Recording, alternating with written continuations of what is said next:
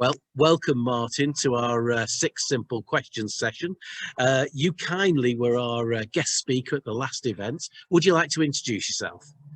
Yes, thank you. Thank you for inviting me to do this with you, Simon. My name is Martin Lee. I am the chief executive of a business I run and own called Quest for Excellence. I set that business up in 2008, so it's now been running for very nearly 12 years. Prior to that, I worked for 10 years in the public-private sector, working with government and businesses, firstly in Liverpool for the Objective One programme, then latterly in Cheshire as head of the Economic Alliance for Cheshire and the Tourism Board for Cheshire. I was a founder director of the Tourism Board for Cheshire. And prior to that, you can see a little bit of my passion behind me. I was in the aircraft industry for 20 years. I ran an airport, Hatfield Airport, for a while. I was in aircraft maintenance, and I had the pleasure and privilege of selling about $150 million worth of aeroplanes as well to Wow. to various airlines around the world. So quite a diverse career in many ways. Lots of private sector, very intense, very commercially demanding, but also lots of work in the public sector trying to give something back, and then latterly building on my own passion for leadership and customer service with Quest for Excellence. Right. So what prompted you to start up Quest for Excellence then? You know the story, Simon, but very simply, yes. Disney. It was yes. Disney, bizarrely. I'd been working with Disney in my role with the Cheshire Economic Alliance, and indeed with the Cheshire Tourism Board. I'd managed to persuade Disney Institute, which is the training arm of Disney, to come to the UK and to run some of their training programs. They'd been in Europe before, but only at Euro Disney. They'd never done any training programs outside of California, Florida, and obviously Paris. They also have theme parks in Hong Kong, Shanghai, and Tokyo. So they trained people there, and businesses from all around the world would come to them in their location, but they'd never worked outside of a theme park in Europe. So I persuaded them to come over. We ran a program with Disney trainers inside Bentley Motors. That was just brilliant. We brought people in from across the Cheshire to that event, and it was so successful that they asked me to set some more up. And over the subsequent 4 years, we actually, under the Economic Alliance and Cheshire Tourism banner, ran Disney training classes, Disney masterclasses in London, Leeds, Manchester, Chester, Warrington, Edinburgh. I can't remember where else, but there was quite a lot. And I'd done 8 years in the public sector, and I really felt I wanted to get out and do something different. Interestingly, I'd spent 2 years with my then coach mentor talking about where I would go next. And I didn't know where I was going to go next. And at the end of 2 years of meetings, I mean, we did lots of business discussions as well, but, you know, there was this kind of thing that kept coming back. Where are you going next, Martin? What do you want to do next?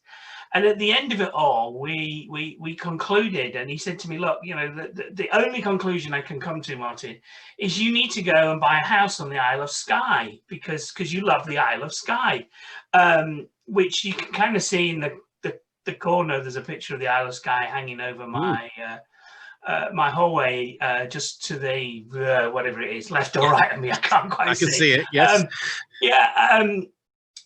He said, what will happen next will happen. It'll just happen. He said, just let it happen. And that's exactly what happened. I decided I was stepping down from the Economic Alliance after 8 years as chief exec.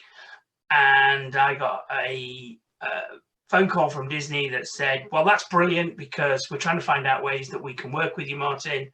And 2 days later, I got a 27-page contract through into my inbox between a new company nobody had ever heard of before called Martin Lee Management and the Disney Institute, essentially offering me the role in the UK of being Disney Institute's sales agent which was fine, but wasn't enough really for what I wanted to do. And over the course of the next 6 months, we actually negotiated what became a unique contract in the world, where we had the right to not only bring Disney over to run training programs, but actually to follow up with all of the companies who attended, and to then go in and explain to them and show them how to apply what Disney had taught them in their own businesses. And so that's how Quest for Excellence came about. It was a Nice. it was a push from me to change jobs and change roles, an opportunity with Disney that you know, I grasped with both hands and then developed. So yeah, bit of a long story, but quite an interesting one in itself, really. Yeah. And what about the place in the Isle of Skye? Did that happen or not? It did, yeah, Oh, absolutely. brilliant. We bought a house just before the last financial crash. Yes. Managed to get a mortgage off the back of the property we own here in Chester, and had 7 wonderful years there. I mean, absolutely loved going up there. It's a very, very long drive, but it's the most incredible place. It was my my magical place. I used to love standing on my veranda. I could see for 100 miles from the veranda of my house and just listening to the silence. It was a magical, magical place. And unfortunately, we've sold it. We miss it, but we found that as our children have grown up and produced now grandchildren, and they live all around the country, we just couldn't spend the time in Skye to justify owning it. So so we sold the house in Skye, and I got back to my other passion, which is flying aeroplanes. Ah, right.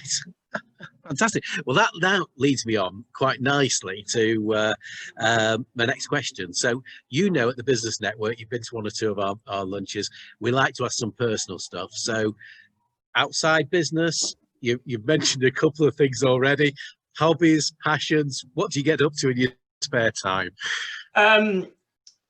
Yeah, you're absolutely right. I mean, it used to be the Isle of Skye. It's now traveling to more remote kind of places. We love Norway. We love Canada. Fiona and I celebrated our 30th wedding anniversary last year by taking an expedition cruise. So this wasn't, you know, one of these huge, great cruise ships. It was a small cruise ship, and we got off the ship and visited places on rib boats and things. And we actually went to Alaska, and spent almost 3 weeks traveling around Alaska, and had some of the most incredible experiences, watching 150 humpback whales swimming underneath the ship, and creeping ever closer to 2 bears that were messing about in the shallows. And this particular boat, although it's a cruise ship, it's a Norwegian cruise ship, it's a hybrid, so it can run on battery power. Nice. So very, very quiet, and we crept up to some bears. So hundreds and hundreds of bald eagles, beluga whales, thousands of sea otters. Met some just incredible people. Absolutely, the Aleuts who live in Alaska are just incredible. So yeah, going, traveling, immersing ourselves. We love the island of Ischia, which is in the Bay of Naples. So yeah, go there for the wine and the food and the pasta. And that's a big part of it. Family, obviously, three grandchildren, all under 3. Another one to come within the next 3 weeks. And then when I do get some time, I own a 14th share of a 55-year-old Cessna that's based at Manchester Barton, just by the Trafford Centre there. And whenever I get a chance, I just go off and fly that, either just kind of day trips for what's known as the £100 bacon butty, because it costs you £100 to fly somewhere to have a bacon butty.